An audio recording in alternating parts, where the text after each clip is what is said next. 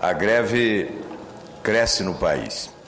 Já são cerca de 27 setores da administração federal paralisados.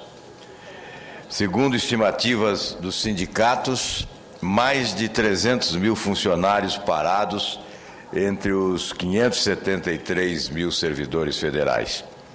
O Ministério do Planejamento afirma que isso é irreal. Há um ostensivo descaso do governo com os movimentos grevistas em curso. Desatenção, desconsideração e desprezo são flagrantes.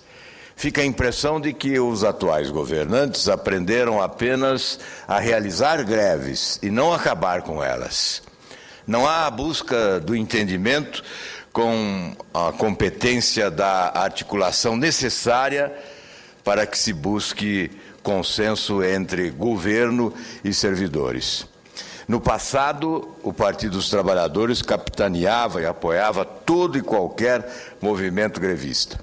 São dois pesos e duas medidas. Essa contradição da postura petista foi descrita com muita propriedade pela articulista do jornal Folha de São Paulo, Eliane Cantanhede, sob o título "Quem te viu e quem te vê". Ao analisar inúmeras greves ocorridas na gestão petista, ela traduz a moral da história. Greve no governo dos outros é bom, mas no nosso não pode. Privatização no governo dos outros é impatriótica, mas no nosso é um sucesso de patriotismo. A referência às privatizações é oportuna. Como escreveu a competente articulista, durante 3 campanhas seguidas, o partido recorreu ao mesmo discurso, atribuindo aos adversários a intenção até de privatizar o Banco do Brasil, a Caixa Econômica, a Petrobras e a mãe de todos os eleitores. Era o PT anti-privatização versus o PSDB privatizante. O PT patriótico versus o PSDB impatriótico. A situação das universidades federais é delicada. O semestre já foi comprometido. E onde estão os negociadores do governo? O diálogo com os grevistas é um vibrante solilóquio. Aliás, passa a ideia de que há uma acomodação. Já estão se acostumando com as universidades fechadas. Isto é trágico. Milhares de estudantes universitários brasileiros estão sendo prejudicados. Aliás, o prejuízo das greves ainda não foi avaliado. Essa conta ainda não foi feita.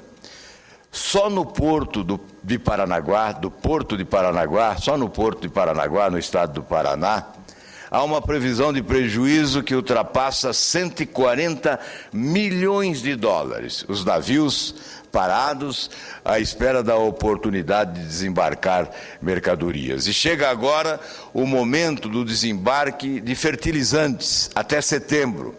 A multa aumenta, o prejuízo cresce. Eu repito, são 140 milhões de dólares de prejuízo só no porto de Paranaguá.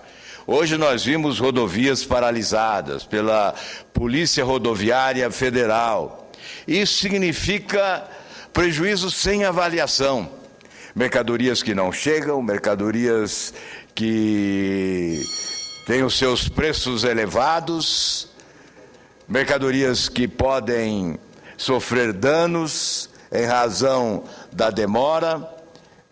Enfim, os prejuízos acumulados crescem e o governo demonstrando a sua inapetência para superar dificuldades dessa natureza, porque os que hoje governam, eu repito, aprenderam a fazer greves e não a administrá-las. O senador Agripino pede uma parte, se a presidente não temos a parte na liderança, infelizmente. Se ele quiser usar depois da palavra como líder, com o maior prazer. Seria uma satisfação ouvi-lo. Mas ocorre que o governo cresceu demais, criou estruturas, estabelecendo paralelismos desnecessários, superposição de ações, criou ministérios, diretorias, empresas, coordenadorias, secretarias, para, sobretudo, atender a enorme base de apoio político que cresceu de forma exacerbada com a cooptação à vida, numa relação até de promiscuidade que culminou com o mensalão, ora em julgamento no Supremo Tribunal Federal. E o crescimento da máquina pública aumentou a despesa de custeio, a despesa de pessoal.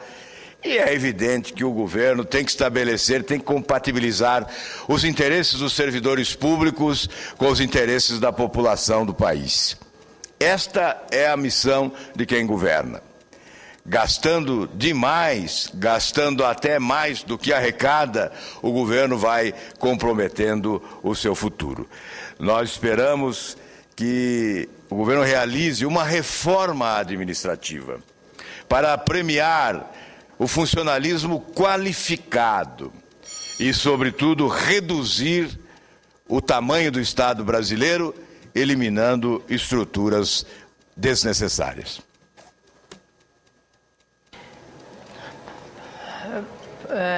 Obrigada, senador.